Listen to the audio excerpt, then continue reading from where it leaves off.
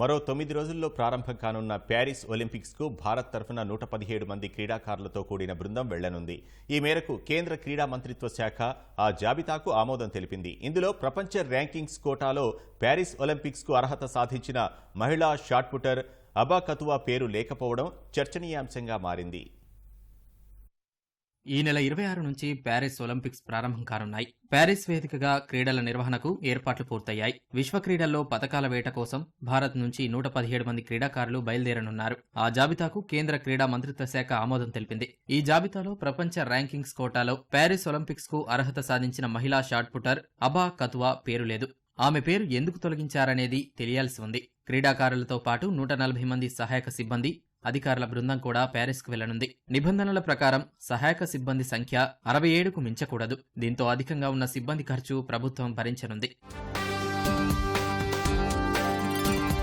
విశ్వ క్రీడల కోసం భారత్ తరపున పాల్గొనే వారిలో 29 మంది క్రీడాకారులతో అథ్లెటిక్స్ బృందం అగ్రస్థానంలో ఉంది. వారిలో 11 మంది మహిళలు, 18 మంది పురుషులు ఉన్నారు. షూటింగ్ టీంలో 21, హాకీ టీంలో 19 మంది ఉన్నారు. Table tennis 8, badminton 7, wrestling 6, archery 6, boxing 6, golf 4, tennis 3, swimming 2, sailing 2, equestrian, judo, rowing, weightlifting విభాగంలో ఒక్కొక్కరు పోటీ పడుతున్నారు.